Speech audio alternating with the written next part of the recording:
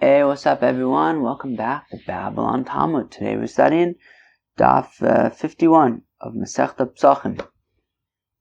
It's like a cool kind of Daf over here. Some of the things we're going to talk about. Right. Things that are permitted but other people decided that they're going to be strict about. So how do we relate to that? In what situations do we have to sort of give space to these people's desire to be stringent?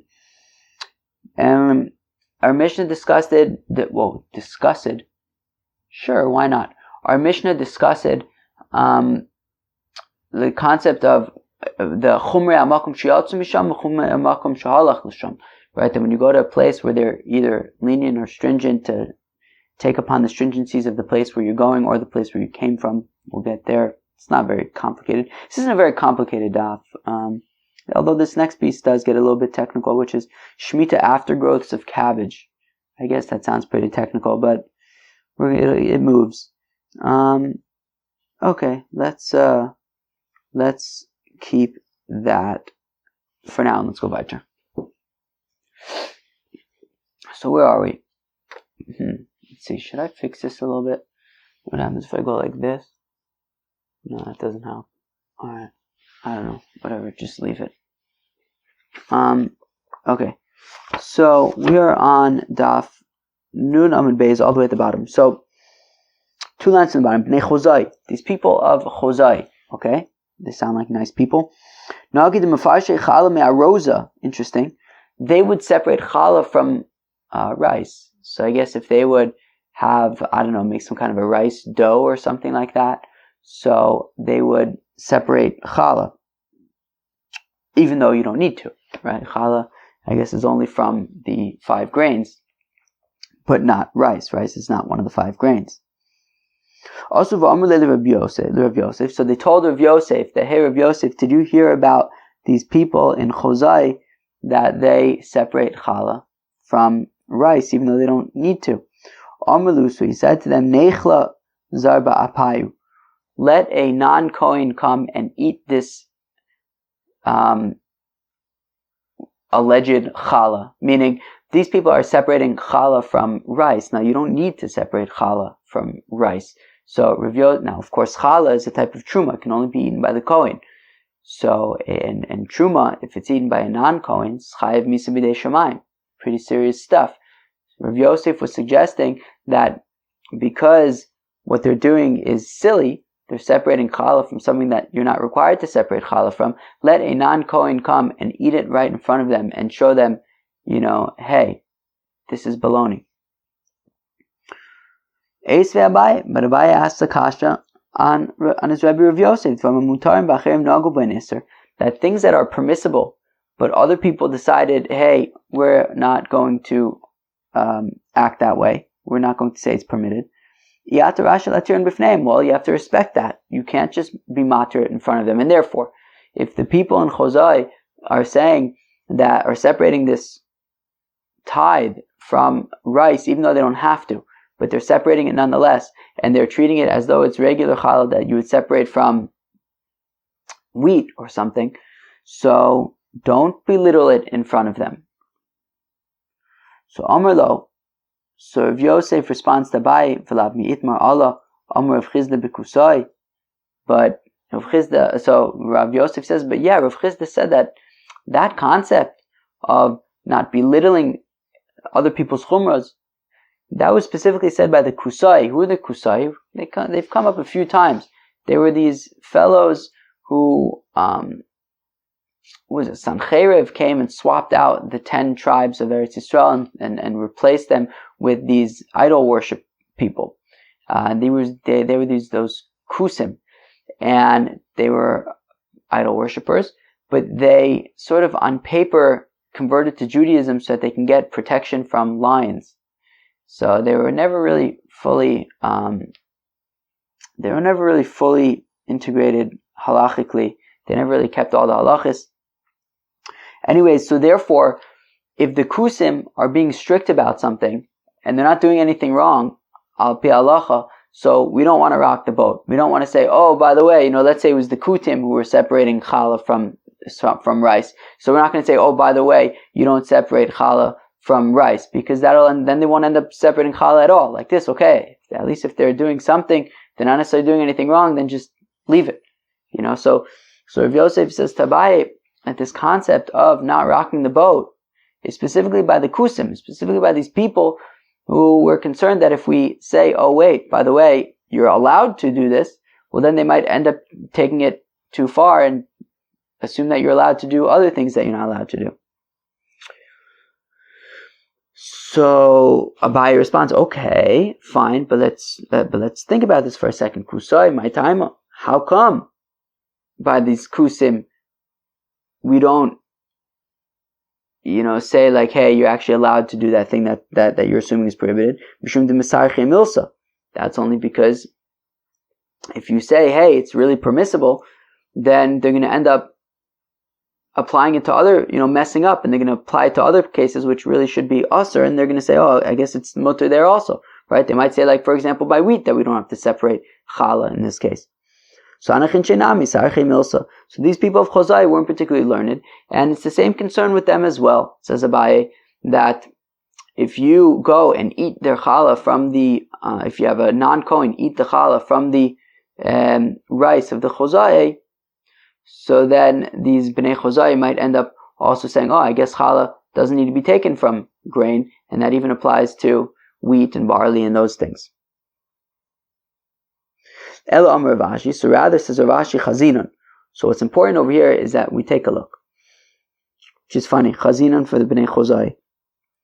I Ruban Oriz Achle, Lo Nechla Zarba Payu, Dilma Mishtach Chotoris Chala Minayu. So Ravashi says, look, if their main staple is rice, these Bnei Chozai, if their main staple is rice, and they're separating challah from rice, so leave them alone. Don't make a big deal, because if you tell them you don't need to separate challah from rice, well, since rice is their main staple and they're not going to be separating challah from the rice, well then they might forget about the mitzvah of challah altogether, since they're not really eating much else, and what they are eating they're not separating challah from, so they might completely forget about challah. So look, if these people want to separate challah from rice, and most of what they eat is rice, just let them be. But if most of what they eat is grains, let's say wheat, well, in that case, if they're going to separate challah from rice, let a non-Kohen consume this challah from the rice in front of them, because since most of what they eat is grain, so what actually might end up happening is a shtickle mess, which is so, because you might end up separating from something that's chayiv and challah in order to cover something that's pater from challah, or vice versa, from something that's pater from challah in order to cover something that's chayiv and challah. Meaning, so there's actually one side of this I find to be easier to understand than the other. So for example, what Ravashi is concerned about is that, so if most of what they eat is wheat, let's say, and wheat is chayiv and challah, so now, if these people, when they prepare a dough of rice, they separate challah from this dough of rice, so Ravashi is concerned. He's concerned what happens if you make a batch of rice dough and you make a batch of wheat dough, let's say, and you want to say, so you got to separate challah, and you are assuming, these Bnei Chozai are assuming, well, rice is chayiv and challah, wheat is chayiv and challah. How about this? Let me just separate twice as much challah from the rice dough, and it'll cover my wheat dough as well. Well, rice isn't really chayiv and challah, and this challah that you're separating from the rice is essentially useless. I don't know what I just said, but this dough, i.e. the challah that you're separating, or what you're considering to be challah that you're separating from the rice, is essentially pointless, which means that you have this wheat dough, which really does need challah to be separated from it, and you didn't separate challah from it, and that's going to be a problem. And then the vice versa is also going to be a problem. This is a little bit more difficult to understand, but alright, this is the way I understand it at least, which is that the opposite. So if you have your batch of rice dough and your batch of wheat dough, and you separate twice as much wheat dough for challah, so that means that, okay, so you have your wheat dough, and there's X amount that you need to separate as challah, but you separate twice that amount from the wheat dough and assume that that's going to work for your rice dough as well. The thing is, rice dough doesn't have any chiyuv challah, which means that this amount of the wheat dough that you're basically putting aside for your challah for your rice dough, which really doesn't need any kind of challah in the first place, that means that this wheat dough, this portion of the wheat dough that you're designating to be the challah, the pointless challah of the rice dough, remains tevel, right? Meaning you have your dough needs challah separated from it. And I guess if you don't separate challah from it, so until you challah is a type of tithe, so until you separate the challah, it's tevel, you can't eat it. So now, so once you separate challah from your wheat dough, so you can now eat the rest of the wheat dough. But there's this portion of this dough that you separated that was initially tevel, and now you're separating it with intention of it being the challah of the rice dough, but rice dough doesn't need challah. So it's just this kind of pointless portion of dough that is just remains the same. Nothing ever becomes of it, and it remains tevel. And if you give that to the Kohen's going to end up eating tevel. That seems to be the understanding of it. And therefore, no tachlis. So Rav Ashi says, look, tachlis, it depends what, it depends on the eating habits of these bnei choza'eh. If they mostly eat rice, so let them separate challah from rice, because at least like this, they won't forget about the mitzvah of challah. Whereas if most of what they eat is grain, so then we don't want them separating rice, challah from rice, because it could end up becoming a mess if they separate rice challah to work for wheat challah or wheat challah to work for rice challah. It's not going to work out. So geschmack. Gufo, we said earlier, dvarim amutarin va'acherim nagu boyin iser yatarash latirin b'fnein amur v'chizda v'kusaya skinon. So we said earlier that dvarim amutarin va'acherim nagu boyin iser, things that are permissible, but others have decided that they're going to be stringent on this matter. So you're not allowed to be lenient about them, to make them permissible in front of these people. Rav Chizda said that this is specifically by the Kuti people. These people who were not necessarily so committed to halacha, and if we see that they are being stringent, well then great. Don't play around with that sensitive, I guess, situation, whatever it is. They're being stringent. Don't rock the boat. Now, the Gemara asks, wait, is it really limited to the kutim? What, not just regular people? If somebody wants to be machmir on something, I shouldn't be like, okay, that's cool, let me give that some space and not be lenient about it in front of him. We learn in the Brayso,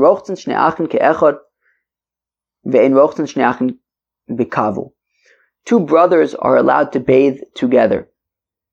And we're not concerned that, well, if they bathe together, they might end up sleeping with each other, and we don't want that. So, however, in this place called Kavul, they wouldn't do that. This place called Kavul, two brothers would not bathe together. Oh, there's a story with Rabbi Gamliel's children, Hillel and Yehuda. Very interesting. That they taka did bathe together in this place called Kavul. Now in Kavul, even though it was allowed, they didn't do it. Nobody would bathe, two brothers wouldn't bathe together in Kavul. Medina, and the entire Kavul was laughing at Yehuda and at Hillel. They said, we've never seen such a thing. Two brothers bathing together, what is this?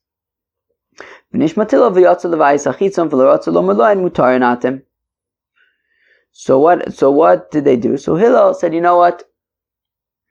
If they want to be, even though I know it's mutter, but if they want to be machmir, I'm not gonna rock the boat. And so he just left. So here we have a situation where we're not talking about kutim, and yet we see Rabbi Gamliel's son saying, look, if they want to be noeg iser, I'm not going to be matir b'fneim. Another example, interestingly, also with the same children of Rabbi Gamliel, Yotzim b'kor the kison b'Shabbos. That will go out with like shoe coverings on Shabbos. I don't know, when I was younger, we used to have those things that like, you put these like rubbers that you put over your shoes so that, I don't know, they don't get wet, I guess. I don't think they're as popular these days. I guess they weren't really necessary.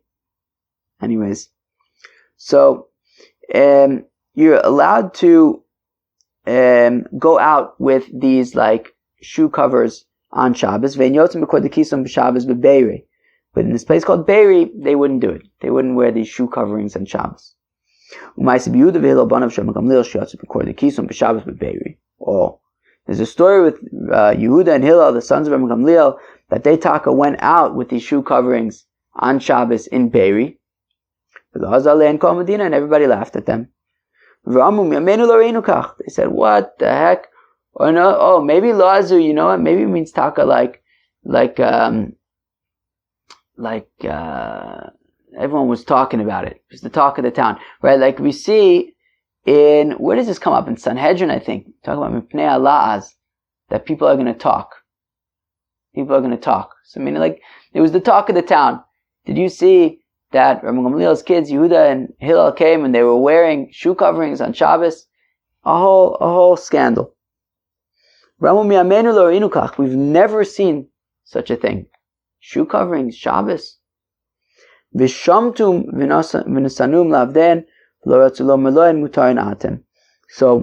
what do you think Hillel and Yehuda did? They removed the coverings, gave them to their servants, and that was that. Rather than say, you know what, really it's permissible. V'yoshvin al safsali nachrim b'Shabbos. Another case, this time it's not with Yehuda and Hillel, Rabbi Gamliel's sons, it's with Reb Shimon ben Gamliel.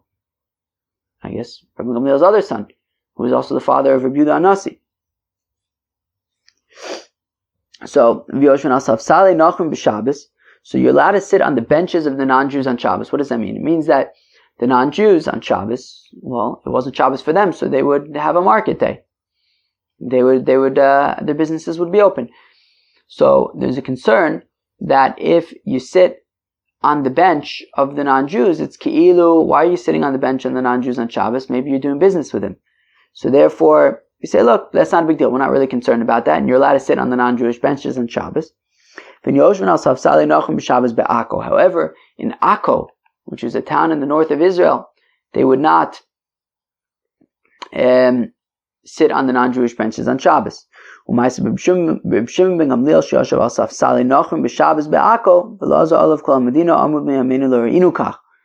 was a story with Reb Shimon ben Gamliel that he sat on a non-Jewish bench on Shabbos in Akko, and it was the talk of the town. They said, did you see what Reb Shimon ben Gamliel did? He sat on a non-Jewish bench on Shabbos. And it was a whole thing. And Nishmat al gabi karka v'leratzulam aloyin mutar atim. So what did Reb Shimon ben Gamliel do? He got off the bench. Pashut sat on the floor. What do you want me to tell you? So again, we see that even though it was mutter to sit on a non-Jewish bench on Shabbos, nonetheless, if in Akko they wanted to be machmir, he didn't want to rock the boat. So the question is that we just brought 3 examples of something that is mutter, but other people wanted to be stringent about it. And we saw that Rabbi Gamliel's children respected that. And they weren't matir b'fneim.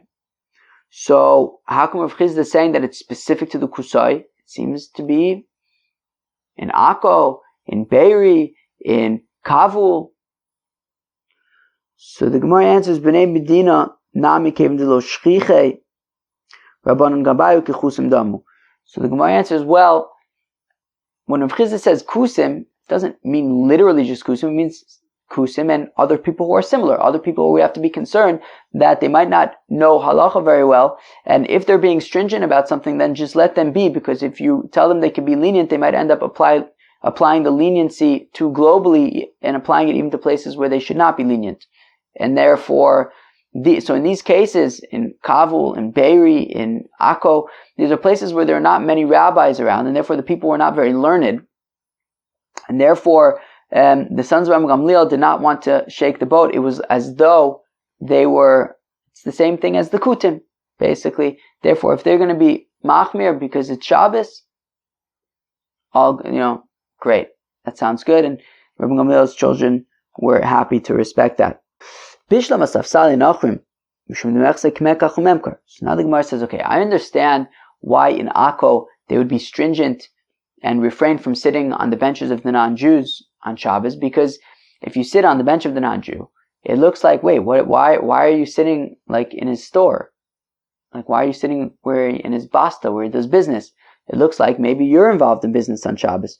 Because the kison, nami dum mishtalfen, also these shoe coverings, I get that as well. What if you end up taking it off and carrying it for Amos in Rosh Hashanah? So therefore in Beiri they didn't wear these shoe coverings. Okay, that sounds fine to me. In my time alone, but how come in Kavul they would refrain from two brothers bathing together? What were they concerned about? Kedetanya, as we learn in the Brisa, imakol other mochitz, you're allowed to bathe with whoever you want. Chutz, the exceptions being me'aviv v'chamiv, his father-in-law, uval imo v'alachoso, the husband of his mother, his brother-in-law, right, the husband of his sister. Rabbi Yehuda matir ba'aviv. Rabbi Yehuda says that you're allowed to bathe with your father, mipnei kvod aviv, out of the honor of your father, kilu, if he needs help bathing. V'odin leval imo, and the same thing applies to the husband of his mother. And in Kavul, they said, let us also say that two brothers shouldn't bathe together, since a brother and a brother-in-law, right? You're not allowed to bathe with your brother-in-law, so therefore don't bathe with your regular brother. Okay? Tani, we learn in a Brisa, Talmud lo yirchatz im rabbo v'im rabbo tzarich lo muter. A student should not bathe with his teacher, but if his teacher needs him, he needs help bathing, so then it is permitted. When Rabbi Bar Bar Chana came to Bavel from Eretz Yisrael, achol de Aisra, he ate the Aisra. The Aisra is fats, right? Fats of an animal that in Bavel they didn't eat it because they were out of concern that it's chaylev, either that it's chaylev or that if you eat that then you might end up eating chaylev. Basically, right? We've learned about chaylev. Chaylev is certain forbidden fats that you're not allowed to eat. So here were these particular fats that in Bavel they didn't eat them, in Eretz Yisrael they ate them. Okay, sounds delicious. Oligabe Rav Avira Sava V'Rabba Breid Rav Huna. So now Rabbi Bar Chana, so the Gemara in Sanhedrin tells us that he started out in Eretz Yisrael and moved to Bavel. So here were these fats that Rabbi Bar Chana was accustomed to eating them in Eretz Yisrael, and now he was in Bavel. He was in a place where they didn't eat these fats. Now, so he was eating the fats, and then Oligabe Rav Avira Sava V'Rabba Breid Rav Huna, and then Rav Avira Sava and Rabbi Breid Rav Huna came to visit Rabbi Bar Chana, who was eating these fats. Kevan dechazinu kasei minayu. When Rabbi Bar Chana saw that he had guests, some Babylonian guests, so he hid these fats. He hid these fats that he eats, but that in Babylon they don't. Also, v'amulei. So this is Abai, but that doesn't really make so much sense. So there's a different gear that says le'avua, which does make sense. So when they told their father, ki'ilu Rav Huna, right? Rabbi Breid Rav Huna was the son of Rav Huna. Amrlu, so Rav Huna said to them, Shavinchu kichusai. Wow, mazel tov. Rabbi Bar Chana basically treated you like kusim, right? The kusim, we said the halacha of someone that's mutter, but other people are noig iser, so you shouldn't be matir b'fneim. So Rav Huna said, look, you see what Rabbi Bar Chana just did? He basically was saying, I believe that it's, I eat these things, you guys don't, so I'm not going to eat them in front of you. Just like the halacha that we say by the kusim. Rabbi Bar Chana, leis le'od etnan, nosman olav chumei makom shiatzam misham, v'chumei makom shalach l'sham. Rabbi Bar Chana, doesn't he hold of our Mishnah? Our Mishnah had said that if you go from a place where they do malacha on Erev Pesach to a place where they don't do malacha, so then you don't do malacha. Even though the place where you came from, you do malacha on Erev Pesach, but if you're going to a place where they don't do malacha, you don't do malacha. So you're also, shouldn't Rabbi Bar Chana apply the same logic, which is that even though in Eretz Yisrael they eat these fats, in Bavel they don't. So when he's in Bavel, he shouldn't eat the fats. So Abaye answers, Hanimile mi Bavel leBavel me Eretz Yisrael, Inami mi Bavel Eretz Yisrael. So that concept of the stringencies of the place that you're going to, that would be like if you go from one city in Bavel to another city in Bavel, or from one city in Eretz Yisrael to another city in Eretz Yisrael, or even from a city in Bavel to a city in Eretz Yisrael, right? That wherever you're going to, if they have certain stringencies, so then follow the stringencies.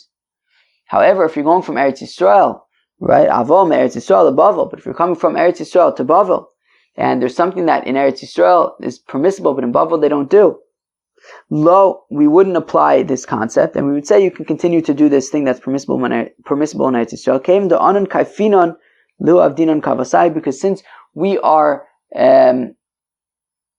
subject to them, we basically bend over to them. We are humbled towards them. And Rashi points out, for example, that like in Eretz Yisrael, they determine when the new months are and things like that. Right? Since Eretz Yisrael is sort of on a higher level and is more authoritative, so therefore, if there's something that's permissible in Eretz Yisrael and in Bavel, they're stringent, people coming from Eretz Yisrael can continue to do it in Bavel. So when we say in our Mishnah that if you go from a place where something's permissible to a place where something is forbidden, so don't do it in that place. So that would be from one place in Bavel to another place in Bavel, or from one place in Eretz Yisrael to another place in Eretz Yisrael, or even from one place in Bavel to a place in Eretz Yisrael. But from a place in Eretz Yisrael to a place in Bavel, you'd be able to continue carrying on with whatever it is that's permissible in Eretz Yisrael. Rav Ashi Amar said, Rav Ashi afilu tema me'eretz Yisrael to Bavel. So Rav Ashi says you can even say that somebody coming from Eretz Yisrael to Bavel should respect the stringencies of Bavel. However, very interesting. So, however, when going from, says Rav Ashi, if you're going from Eretz Yisrael to Bavel, so accept the stringencies of Bavel. However, that would only be if you're intending to stay in Bavel. If you're intending to stay in Bavel, so then accept upon yourself the stringencies of Bavel. However, if you're planning to go back to Eretz Yisrael, and Rabbi Bar Chana was planning to go back to Eretz Yisrael, so therefore, that's why even when he was in Bavel, he was permitted to eat these fats. Very, very interesting. Rabbi Bar Chana said to his son, B'ni, my son, lo socha lo b'fanai v'lo shelo b'fanai. Do not eat these fats in front of me or not in front of me. Meaning, he was telling his son in Bavel, he was saying, even though I eat these fats, because I come from Eretz Yisrael where we ate these fats, well, he's going to explain why in a second, you should not be eating these fats over here. Anishar Isis Rabbi Yochanan Sha'achal. I saw my Rabbi Yochanan eating these fats in Eretz Yisrael. So could I Rabbi Yochanan this mochalav b'fanav v'shelo b'fanav? Therefore, I could rely upon the fact that I saw Rabbi Yochanan eating these fats, and I can eat them whether I'm with him, whether I'm not with him. But Ata, you, my son, lo ra'isa oso, you never saw Rabbi Yochanan eating these fats. Well then, lo socha ben b'fanai ben shelo b'fanai. Do not eat these fats in front of me or not in front of me. Never eat these fats. I can eat them. You can't eat them. By the way, if ever you have them, give them to me.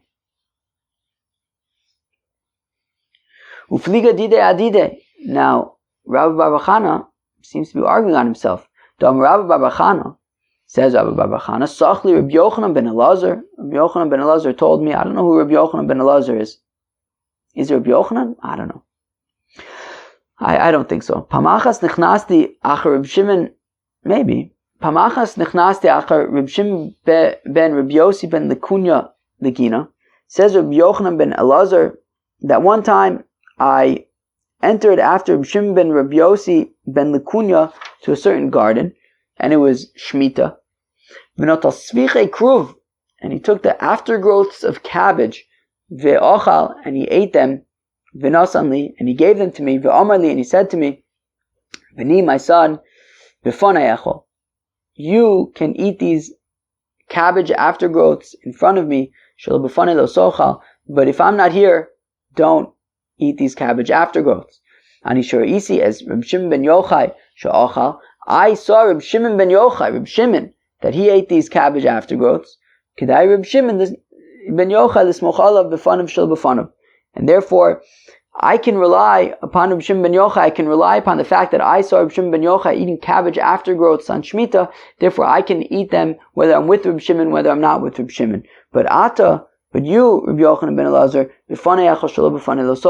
if you're with me, well then you can eat these cabbage aftergrowths. But if you're not with me, don't eat them. Now, there's a few things we have to explain here. Let's just start with the question, actually, which is, so Rabbi Bar Chana said to his son, since I saw Rabbi Yochanan eating these fats, I can eat them whenever I want. You didn't see Rabbi Yochanan eat the fats, therefore you can't eat them at all. And yet Rabbi Bar Chana said that Rabbi Yochanan ben Elazar told him that Rabbi Shimon ben Rabbi Yossi ben Lekunya told Rabbi Yochanan ben Elazar that since he didn't see Rabbi Shimon, i.e. Rabbi Yochanan ben Elazar didn't see Rabbi Shimon himself eating these cabbage aftergrowths, therefore Rabbi Yochanan ben Elazar, you can only eat these aftergrowths when you're with me, Rabbi Shimon ben Yossi ben Lekunya. Meaning, so the first time around, Rabbi Bar Chana was telling his son that since he didn't see Rabbi Yochanan eat the fats, he can't eat them at all. And yet Rabbi Bar Chana is reporting a situation where we see that, if that since Rabbi Shimon ben Rabbi Yossi ben Lekunya saw Rabbi Shimon himself, so then he can always eat it. But if you didn't see Rabbi Shimon eating it himself, then you can only eat it if you're with him, but not on your own. Whereas Rabbi Bar Chana initially said that you wouldn't be able to eat it ever. Was that clear? It was kind of a lot of names and a lot of situations, but it's really not very hard. Basically, the first case, if you didn't see the guy doing it himself, you can't do it at all. Whereas in the second case, if you didn't see the guy doing it himself, well then you can only eat it if you're with a guy who saw a guy eat it himself. Does that make sense? Anyways, what are these Shemitah aftergrowths? So, on Shemitah, you're not allowed to work your field and harvest and all that kind of stuff. But what if there are things that just kind of grow on their own? Okay, can you eat those? So, apparently there's a big machlokas, but Rashi's opinion seems to be is that you can only eat these aftergrowths, things that just kind of grow on their own, until shasa bi'ur, right? Until you have to get, right, as we saw the other day, that you can keep your own private stashes as long as there's stuff out in the fields for the animals to eat. Once there's stuff out in the fields for the animals to eat, then you can't have your own private stashes. And once you got to get rid of your own private stashes, you can no longer eat aftergrowths either. Now, there's a question about aftergrowths of cabbage, because aftergrowths of cabbage apparently kind of like last through the whole winter. They're like this, I don't know much, but the cabbage stalk, I guess, stays in the ground the entire winter, doesn't die, and then any of these leaves, right? So there's, I guess, always going to technically be in the field for the animals. So you can always just technically eat the aftergrowth. So it's a machlokas between Reb Shimon and the Chacham, as we're going to see in a second, of can you in fact eat the aftergrowths of cabbage. Reb Shimon says that you can. So Reb Shimon ben Reb Yossi ben Lekunya was saying that since he saw Reb Shimon himself eating the aftergrowths of cabbage after the Shas Abir, right, after the point where there was no longer food left in the fields, Reb Shimon ben Reb Yossi ben Lekunya said, I'm allowed to always eat the aftergrowths because I saw Reb Shimon eating the aftergrowths. Okay. Fine. Says the Gemara, my Reb Shimon, so what's this opinion of Reb Shimon? The Tanya, as we learn in the Bryce, Reb Shimon Omer, says the holy Reb Shimon, that all of the aftergrowths are permissible, except for the aftergrowths of cabbages. Shen kayotze, I don't know what I just said. All aftergrowths are forbidden, with the exception being the aftergrowths of cabbage. Those are permitted. Shen kayotze because there's nothing similar to them in the vegetables of the field, i.e. that their stalk would stay in the ground and stay alive all of the winter and not die. Whereas the Chacham say no, all aftergrowths are forbidden. You're not allowed to eat them on Shemitah. And both Reb Shimon and the Chacham are arguing about Rabbi Akiva, Mistama, who was the Rebbe Rabbi Akiva. Reb Shimon was a student of Rabbi Akiva, and Mistama, the Chacham, who was arguing about, were probably the usual suspects. I don't know, Rabbi Yossi, Rabbi Meir, Rabbi Yehuda, all students of Rabbi Akiva. The Tanya, as we learn in the Brayso, Lo Nizra v'lo Nesaf is Tuaseinu. The pasuk says that you might say in the context of Shemitah, hey, if we're not going to plant our fields, then how are we going to have any food to eat? How are we going to gather our grain? So Amar Bekiva v'chim shin zorin me'echa osfen. Rabbi Akiva says, well, they're saying, since we're not going to plant, we're not going to, right? If we're not going to plant, we're not going to gather our grain. Well, obviously, if you're not going to plant, you're not going to gather your grain. So we see from there that it's not only the things that you plant that are asur, but even the things that grow on their own. those are also asur. Even though you didn't plant them, but you'll still be able to gather them, but those are also forbidden. So what's the machlokes between the Rabbanan and Reb Shimon? Rabbanan tzaveh gazrin et tzviche kruvatu shar tzviche de alma, that the Rabbanan are concerned that, well, even though technically you might be able to eat the aftergrowths of cabbage, the things that grow on their own from the cabbage, these leaves that grow off the stalk, but we're concerned that if you eat those leaves, you might eat the other aftergrowths. So therefore the Chacham say you're not allowed to eat the cabbage aftergrowths either. Reb Shimon Savar, whereas Reb Shimon holds, Lo gazrin et tzviche kruvatu tzviche de alma, Reb Shimon says, no, we're not concerned. And therefore, cabbage aftergrowths, you're allowed to eat. Other aftergrowths, you're not allowed to eat. Weiter. Okay, so somebody goes from a place where they do malacha on Erev Yom Tiv, on Erev Pesach, to a place where they don't do malacha on Erev Pesach, so don't do malacha darin. And if you go from a place where you don't do malacha on Erev Pesach to a place where you do malacha on Erev Pesach, still do not do malacha. Okay, so the Gemara wants to know. I understand that in the case where somebody goes from a place where the minig is to do malacha to a place where the minig is not to do malacha, that you don't do malacha in that place, because because we apply to him the stringencies of the place that he is going to. And therefore don't make a whole big deal and don't do malacha. Meaning, if you're going from a place where they do malacha on Erev Pesach, and you're going to a place where they don't do malacha, so don't go to this place and start doing malacha and make a machlokas. Don't do that. I get it. But if you're going from a place where they don't do malacha on Erev Pesach to a place where they do malacha, no, so don't make a whole big deal. Just do like they're doing. Do malacha. Be like everybody else. Nobody will, why should you sit there and say, no, I don't do malacha?